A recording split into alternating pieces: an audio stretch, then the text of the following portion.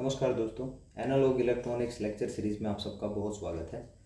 दोस्तों, इस वीडियो में भी voltage regulator using op amp और जेनर डायोड्स हम डिस्कस करेंगे। तो यहाँ V ऑफ S है जो आपकी इनपुट वोल्टेज है, जो नॉर्मली अनरेगुलेटेड वोल्टेज होती है। 1.8 किलो ओम्स का यहाँ रजिस्टेंस कनेक्ट है। फिर दोस्तों इस पॉइंट पे हमारा जेनर डायोड है और जो जेनर डायोड है वो फाइनली आपका ग्राउंडेड है।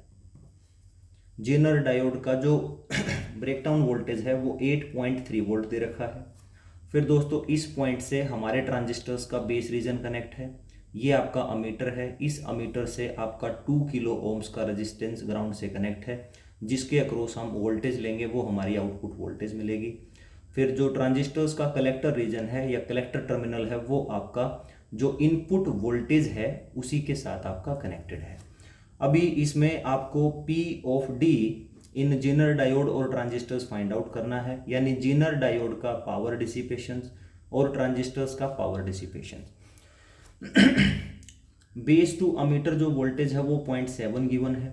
V ऑफ Z 8.3 गिवन है। V ऑफ S जो इनपुट वोल्टेज है वो 15 वोल्ट गिवन है। ठीक है, ये सारे वोल्टेज हैं। तो अब हम सबसे पहले जेनर डायोड्स के अक्रॉस पावर डिसिपेशंस निकालेंगे। तो दोस्तों जो आपका जेनर डायोड पे पावर डिसिपेशन है वो होगा zener current multiply with zener voltage. Zener voltage already given है तो हमें अब जेनर करंट फाइंड आउट करना होगा। ये देखिए वो कैसे फाइंड आउट होगा। ये पॉइंट जो है, इस पॉइंट पे जो वोल्टेज है वो V ऑफ Z है और वो है आपका 8.3 वोल्ट। और दोस्तों ये पॉइंट है, यहाँ पे भी वोल्टेज गिवन है, that is V of S, वो है आपका 15 वोल्ट। तो दो पॉइंट्स पे अलग अलग पोटेंशियल है, उसके बीच में एक रेजिस्टेंस है 1.8 किलो ओम्स का। तो यानी ये जो करंट है इस रेजिस्टेंस के थ्रू जो फ्लो करेगा उसको हम निकाल सकते हैं। अभी के लिए आप मान लीजिए ये जो करंट है ये I है, तो ये जो I करंट होगा ये क्या होगा, 15 volt minus 8.3 volt divided by resistance connected in between, that is 1.8 kilo ohms. तो ये जो करंट है इसकी जो वैल्यू आपको मिलेगी वो मिलेगी 3.72 मिली एम्पियर, राइट। अब मेरा कंसर्न ये है दोस्तों, ये जो करंट है इसके बाद कुछ करंट आपका यहाँ चला जाएगा और कुछ करंट जेनर डायोड से होते हुए ग्राउंड चला जाएगा। लेकिन अगर इस ट्रांजिस्टर्स का बीटा बहुत ज़्यादा है तो नेचुरली जो IB करंट है वो ऑलमोस्ट आपका 0 के बराबर होगा। यानी मैं मान सकता हूँ कि जो 1.8 किलो ओम का रेजिस्टेंस था इसके थ्रू जो करंट फ्लो करेगा ऑलमोस्ट वही करंट आपका जेनर डायोड से होते हुए ग्राउंड तक जाएगा। तो इस करंट को, I करंट को मैं I ऑफ Z भी बोल सकता हूँ। ऑलमोस्ट I ऑफ Z के ही बराबर होगा। I ऑफ Z आ चुका है, V ऑफ Z आपका ऑलरेडी गिवन है। तो यहाँ से दोस्तों आप पावर डिसिपेशन निकाल सकते हो, वो आपको मिलेगी 3.72 मिली एम्पियर्स मल्टीप्लाई विद 8.3 वोल्ट। जब आप इसको सोल्व करेंगे तो जो P ऑफ Z है वो ऑलमोस्ट आपका 30.8 समथिंग मिली वॉट ये मिल जाएगा। ये है आपका P ऑफ Z, यानी एक आंसर हमारा आ चुका है। अब जो दूसरा है दोस्तों वो हमें निकालना है पावर डिसिपेशंस थ्रू ट्रांजिस्टर्स। उसको मैं P ऑफ T से रिप्रेजेंट करूंगा और ये होता है दोस्तों collector current multiply with collector to emitter voltage. तो हमें कलेक्टर करंट निकालना होगा। इसके लिए ध्यान दीजिए जो आपका I ऑफ E है ये क्या होगा, ये कलेक्टर करंट और बेस करंट का सम होता है। अगर दोस्तों जो बेस करंट है वो ऑलमोस्ट इक्वल टू 0 हो, यानी बहुत कम हो, तो मैं ये कह सकता हूँ कि अमीटर करंट है वो almost equal to collector current होगा। और जो अमीटर करंट है वो क्या होगा, अमीटर करंट होगा दोस्तों यहाँ पे जो पोटेंशियल है और इस 2K जो आपका लोड रेजिस्टेंस है इसके थ्रू जो करंट फ्लो करेगा या इसके अक्रॉस जो पोटेंशियल ड्रॉप होगा वो आपका कलेक्टर अमीटर वोल्टेज होगा। और ये जो करंट है दोस्तों ये आपका यहाँ 2K के थ्रू जो करंट है वो आपका यहाँ से फ्लो करेगा। तो पॉइंट ये है अब कि यहाँ पे पोटेंशियल कितना होगा। तो इस करंट का तो मुझे पता नहीं कितना पोटेंशियल है, राइट। लेकिन मैं क्या करूँगा, यहाँ से इस पाथ को फॉलो करते हुए ग्राउंड तक पहुँचूंगा। इस पाथ के बीच में जो पोटेंशियल दे रखा है वो VBE, वो कितना है आपका 0.7। फिर दोस्तों इसके अक्रॉस पोटेंशियल ऑलरेडी पता है, that is V of Z, यानी यहाँ पे इस पॉइंट पे मैं इस पाथ से होता हुआ अपना KVL अप्लाई कर सकता हूँ। तो जो VE है वो क्या होगा, ध्यान दीजिए, यहाँ इन दोनों के अक्रॉस जो पोटेंशियल है VBE वो है दोस्तों आपका 0.7। ठीक है, इसकी ये पॉजिटिव पोलैरिटी और ये आप इसकी नेगेटिव पोलैरिटी, कुछ ऐसा होगा।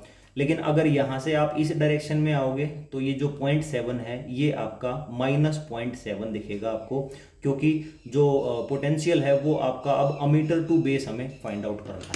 तो जो VE है वो क्या होगा, that is VEB plus finally आपका VZ होगा। तो इसकी जो वैल्यू है वो क्या होगी, VBE 0.7 है, VEB नेगेटिव साइन होगा तो -0.7 होगा, VZ जो है दोस्तों वो आपका 8.3 होगा। तो इनडायरेक्टली जो आपका यहाँ VE है वो आपको मिलेगा 7.6 वोल्ट, राइट। तो VE आ चुका है। अब यहाँ पे जो पोटेंशियल है वो है दोस्तों 7.6 वोल्ट। अब ये पोटेंशियल है और यहाँ पे जीरो ग्राउंडेड है और ये 2 किलो ओम्स का रेजिस्टेंस इसके बीच है, यानी इस करंट को मैं अब निकाल सकता हूँ। ये करंट आपका अमीटर करंट ही होगा। तो जो अमीटर करंट है दोस्तों वो आपको मिलेगा 7.6 डिवाइडेड बाई 2 किलो ओम।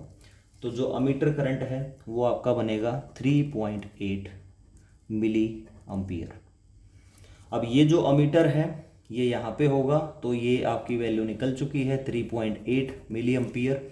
तो जो P ऑफ T है वो होगा I of C which is almost equal to I of E। तो इसको पुट कर दीजिए 3.8 milli ampere multiply with VC minus VE। तो P ऑफ T क्या है 3.8 मिली एम्पियर। VC क्या होगा दोस्तों, वो पोटेंशियल जो कलेक्टर टर्मिनल पे हो वो आपका VS के ही बराबर होगा, तो ये आपका 15 है। VE है दोस्तों वो पोटेंशियल जो आपका अमीटर टर्मिनल पे हो, यानी that is your output voltage. तो V नॉट जो है या जो VE है ये ऑलरेडी हम निकाल चुके हैं, दैट इज 7.6 वोल्ट। तो फाइनली जब आप इसको सोल्व करेंगे तो आपको जो P ऑफ T है वो ऑलमोस्ट 28.1 मिली वोट मिलेगी। ये आपका P ऑफ T होगा। ये आपका सेकंड रिक्वायरमेंट है, ठीक है। और इसी के साथ ये क्वेश्चन हमने सक्सेसफुली क्लियर कर लिया है। इसके बाद दोस्तों कुछ बेसिक्स है जो मैं इस वीडियो में बताना चाहूँगा। आपके पास वोल्टेज रेगुलेटर्स की ICs होती हैं। अगर उन ICs में स्टार्टिंग में 7-8 लिखा हो तो इसका मतलब वहाँ से हम पॉजिटिव वोल्टेज ले सकते हैं जो कांस्टेंट रहेगी।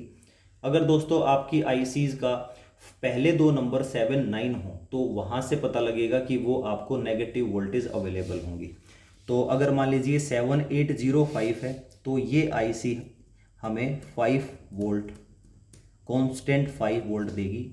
और अगर दोस्तों 7806 है तो ये हमें 6 वोल्ट कांस्टेंट देगी। सिमिलरली 7808 है तो ये हमें 8 वोल्ट देगी। 7812 अगर लिखा है किसी भी IC का नंबर है तो इसका मतलब ये हमें 12 वोल्ट का कांस्टेंट वोल्टेज अप्लाई करेगी, सप्लाई देगी। तो 7815 है ये हमें 15 वोल्टेज, जो 15 वोल्ट है वो रेगुलेटेड वोल्टेज देगी आउटपुट पे। और फाइनली 7818 अगर लिखा है तो ये हमें 18 वोल्ट का वोल्टेज देगी आउटपुट पे, यानी इस IC का जो आउटपुट है वो रेगुलेटेड आउटपुट होगा, दैट इज 18 वोल्ट। सिमिलरली अगर 7905 है तो इसका मतलब होगा दोस्तों आपको -5 वोल्टेज आउटपुट पे मिलेगी। 7906 है तो -6 वोल्ट आउटपुट पे मिलेगा, वो कांस्टेंट होगा। 7908 है तो -8 वोल्ट आउटपुट पे अवेलेबल होगा जो कि कांस्टेंट रहेगा। और 79015 है तो फिर ये आपको 15 वोल्ट -15 वोल्ट अवेलेबल होगा। तो जो समझने की बात है वो ये है कि जो ICs हैं अगर 7-8 अगर लिखा मिले ठीक है, वोल्टेज रेगुलेटर्स की आईसीज में 7 8 हो तो इसका मतलब वो आपको पॉजिटिव पोटेंशियल आउटपुट्स पे अवेलेबल करेंगी। इसके बाद जो नंबर लिखा है उतना ही वोल्टेज आपको अवेलेबल होगा। और अगर आपका 7 9 नंबर लिखा हुआ है तो स्टार्टिंग के दो जो डिजिट्स हैं 7 9 हैं, तो इसका मतलब वो आपको नेगेटिव कांस्टेंट पोटेंशियल्स अवेलेबल होंगे आउटपुट्स पे, और इसके बाद जो नंबर है उतना ही नेगेटिव पोटेंशियल्स आपका अवेलेबल होगा। तो दोस्तों इस वीडियो की हेल्प से हमने जो voltage regulator using zener diode और यूजिंग ओपेम्स सारा कंप्लीट स्टडी कर लिया है। नेक्स्ट वीडियो से हम वेव शेपिंग सर्किट्स के बारे में इन डिटेल डिस्कशन शुरू करेंगे। आई होप आपको वीडियो पसंद आया होगा। जो भी वीडियोस के फीडबैक हैं वो आप कमेंट बॉक्स में ज़रूर लिखें ताकि मुझ तक आपका फीडबैक पहुंच सके। और अगर आप मेरे PDF नोट चाहते हैं तो आप डिस्क्रिप्शन बॉक्स में टेलीग्राम चैनल के लिंक को ज्वाइन कर सकते हो। Thank you so much for watching this video.